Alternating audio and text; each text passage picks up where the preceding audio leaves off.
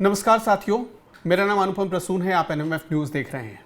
Operation black forest करीब फरवरी मार्च के महीने में इसी साल ऑपरेशन ब्लैक फॉरेस्ट की शुरुआत की गई थी, इस लक्ष्य के साथ कि अगले साल मार्च महीने तक पूरे देश से नक्सलवाद का समूल नाश कर देंगे।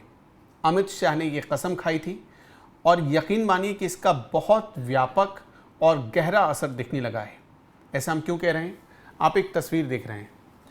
आज बीजापुर और उन इलाकों में, बीजापुर के जो घोर नक्सल प्रभावित माने जाते हैं, जहां कभी दिन में भी लोग नहीं जाते थे, डरते थे कि पता नहीं किस कदम पर लैंडमाइन विस्फोट हो जाए, किस कदम पर गोली आपका स्वागत करे, डरते थे दिन में भी जाने से। कहते हैं पुलिस भी जाने से डरती थी। आज वहां देश के गृह मंत्री अमित शाह पहुंचे थे और हमारे जवानों की हौसला अफजाई कर रहे थे। जो सीआरपीएफ के जवान, जो कोबरा के जवान थे, उनकी हौसला अफजाई कर रहे थे, क्योंकि इन लोगों ने काम ही ऐसा किया है जहां किसी ने सोचा नहीं था कि नक्सली साम्राज्य कभी खत्म हो पाएगा। लोग सपने में भी नहीं सोचते थे। आज वहां नक्सलियों का नामो निशान नहीं है। ये सिर्फ सीआरपीएफ के जवान और ऑपरेशन ब्लैक फॉरेस्ट की वजह से हुआ है। ये समझिए कि तमिलनाडु से लेकर महाराष्ट्र से लेकर छत्तीसगढ़ तक जो जंगल का पूरा कॉरिडोर बना हुआ था, उस कॉरिडोर में घुसकर सीआरपीएफ और हमारे जवानों ने नक्सलियों का नाश किया है। तो ऐसे जवानों की हौसला अफजाई तो बनती है। मेरे सहयोगी पंकज प्रसून मेरे साथ जुड़ रहे हैं। पंकज ने नक्सलवाद को बहुत करीब से देखा है। इन्होंने नक्सलवाद पर बाकायदा किताब भी लिखी है और बहुत गहराई से इन्होंने महसूस किया है, क्योंकि वो झारखंड में रहते हैं और झारखंड के भी कई ऐसे इलाके थे कभी जो नक्सलवाद की चपेट में होते थे। लेकिन पंकज, झारखंड में तो अब ऐसी घटनाएं हम दूर दूर तक नहीं सुनते। दूसरी बात कि आज अमित शाह जिस इलाके में थे, उस इलाके के बारे में जब मैंने पता किया तो लोग कहते हैं कि भाई साहब, एक दौर तो ऐसा था 2010-12, मतलब 2012-13 के आसपास, 2010 के आसपास हम सोच भी नहीं सकते थे कि हम कभी वहाँ पर अपना घर बनाएंगे। लेकिन आज बड़े आराम से जिसकी ज़मीन है वो घर बना रहा है। मैंने लाइव देखा है नरसंहार। मतलब सेनारी नरसंहार हुआ था और संयोग से मैं मौजूद था और मैंने देखा है लोगों को कटते हुए। मैंने किताब भी लिखी है, वो अर्बन नक्सल्स के ऊपर है कि कैसे वो होता है। खैर उस अलग बात है, मौजूदा विषय पे आते हैं। एक जगह है करगुट्टालू पहाड़।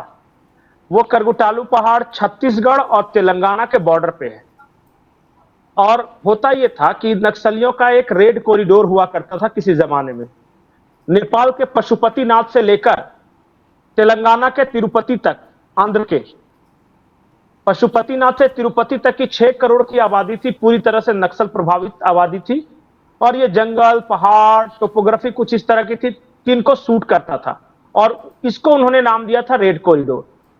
और रेड कॉरिडोर की राजधानी कहां थी? रेड कॉरिडोर की राजधानी थी बीजापुर डिस्ट्रिक्ट, जिसके बारे में आप बात कर रहे हैं।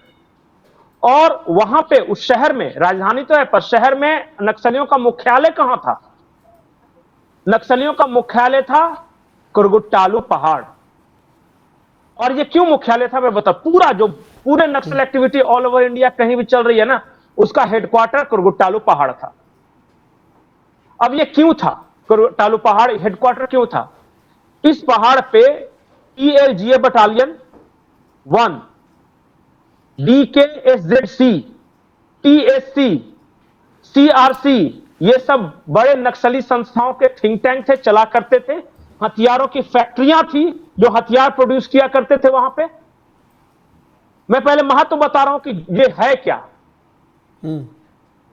तो फैक्ट्री थी हथियार बनाने वाली। जितने भी नक्सली वारदात होने हैं बड़े, उसकी रणनीति यहीं बनाई जाती थी। और जो उस वक्त के बड़े बड़े नक्सली नेता थे, किशन जी वगैरह, सब यहीं पे आके ये मीटिंग्स के लिए आया करते थे। ये है करगुट्टालू पहाड़। टोपोग्राफी कुछ इस तरह कि इस पहाड़ पे चढ़ना ऐसे भी बहुत मुश्किल है नॉर्मल कंडीशन में। और वहां जगह जगह लैंडमाइंस लगा रखे थे इन लोगों ने। अगर गलती से भी एक पैर गलत जगह पे पड़ा तो आपके चिथड़े उड़ जाते हैं।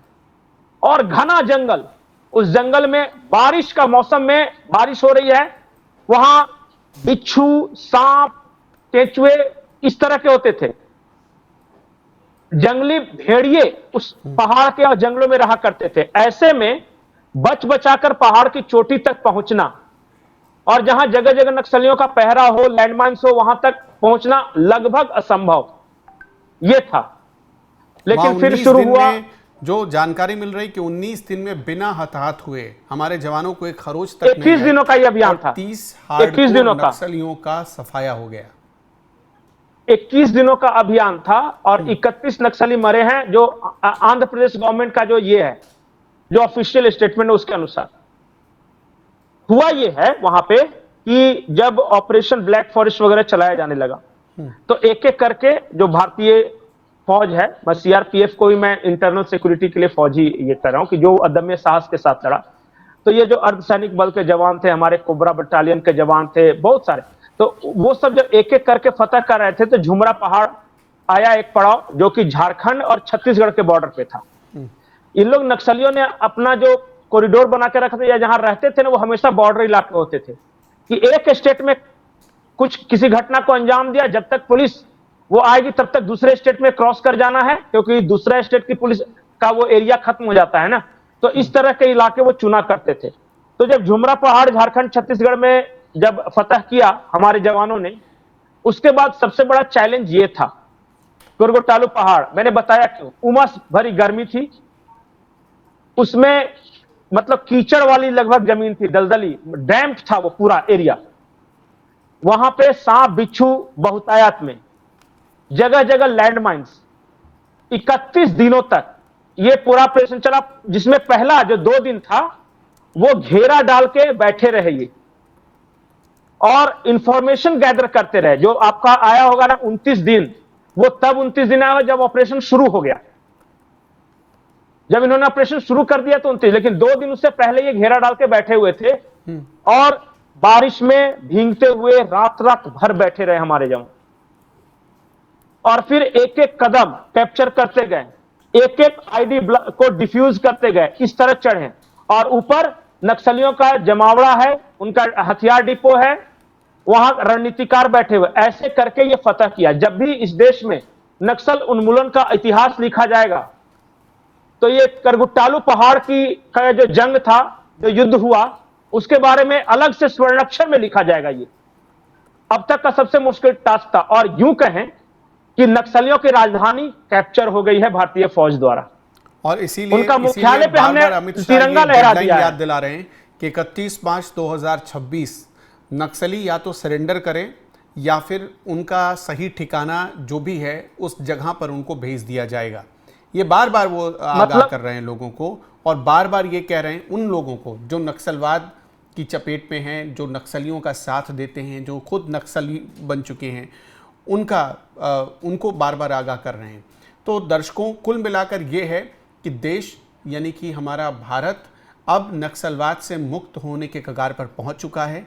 और ये यकीन मानिए कि ये अमित शाह ही कर सकते थे। इससे पहले बहुत सारे गृह मंत्री आए, मतलब ऐसा समझिए कि जो 2000 के बाद से जो ईयर्स थे 2016-17 तक नक्सलियों के द्वारा इतनी घटनाओं को अंजाम दिया गया। आपको याद है दंतेवाड़ा में जब एक साथ 76 सीआरपीएफ के जवान मरे थे, पूरा देश रो रहा था वो सब देखकर। जी पंकज जी। ये नक्सलवाद 1967 से चल रहा है, बंगाल में नक्सलवाड़ी आंदोलन से, और ये पीक पे अपने था 90s में। और जो समझिए कि बाद में इन्होंने अपना विस्तार किया अलग अलग क्षेत्रों में, मैं खैर उसमें मैं नहीं जाऊंगा। मैं ये कह रहा था, इंपॉर्टेंट बात ये जो है कि जो जमीन पे लड़ने वाले जो आदिवासी थे, बेचारे गरीब थे, जो मैंने कहा ना 6 करोड़ जनता को गरीब रखा गया है इन इलाकों का। जहां जहां नक्सलवाद आप देखिएगा ना, वहां वहां गरीबी हमेशा देखिएगा, कभी डेवलप नहीं होने दिया गया। इनको तो मुक्त कराया गया है, लेकिन नक्सलियों की श्वास नली होती है, ऑक्सीजन सप्लाई, जो शहरों में बैठे हुए हैं लाल बिंदी लगा के, खादी पहनकर और अपने आप को दाढ़ी वाड़ी बढ़ाकर, करोड़पति लोग फार्म हाउस वगैरह रखे हैं, जिनके बाल बच्चे बाहर पढ़ते हैं, वो बेचारी खाद पानी मुहैया कराते हैं, वो डील करते हैं इनके बिहाफ में कि बाहर किस देश के साथ डील करना है, कैसे हथियार आएगा। उस श्वास नली को काटना जरूरी है। इसलिए अमित शाह अगला जो 6 महीना ले, अब तक जो पोस्ट थे सारे कैप्चर हो गए। समझिए कि करगिल की लड़ाई है या पाकिस्तान की, तो भारतीय फौजों ने तिरंगा लहरा दिया है झुमरा पर, करगुटालू पर, अलग अलग जगहों पे झंडा लहरा दिया है पूरा। अब करना यह है कि उस इलाके को सैनिटाइज करना होगा, कि कहीं कोई लैंड माइन्स वगैरह सब हटाना होगा, और जो बैठे हुए हैं वैचारिक सप्लायर, उनकी श्वास नली काटनी होगी। कैसे काटनी होगी? उन्हें जान से नहीं मारना है, उन्हें ऐसा अपाहिज बना देना है कि वो चाह कर भी कुछ न करे, सिवाय वो विधवा विलाप करते रहे, रोते गाते रहेंगे मीडिया में, पर वो कर ना पाए कुछ। मैं बार बार, अगर आप बोले तो मैं नाम लूंगा, ये हर्ष मंदार, गौतम नवलखा, ये सब बहुत सारे लोग हैं ऐसे। आपका इस पर क्या कहना है? आप ये जो कोशिश चल रही है बिहार, पूरे भारत में, कि भारत को नक्सलवाद से मुक्त कर दिया जाए, ये कोशिश करीब करीब कामयाब हो गई, इस पर आप क्या कहना चाहते हैं? कैसे देखते हैं इस पूरे मुहिम को, ऑपरेशन ब्लैक फॉरेस्ट को? हमें कमेंट में ज़रूर बताइएगा। इस वीडियो में इतना ही। नमस्कार।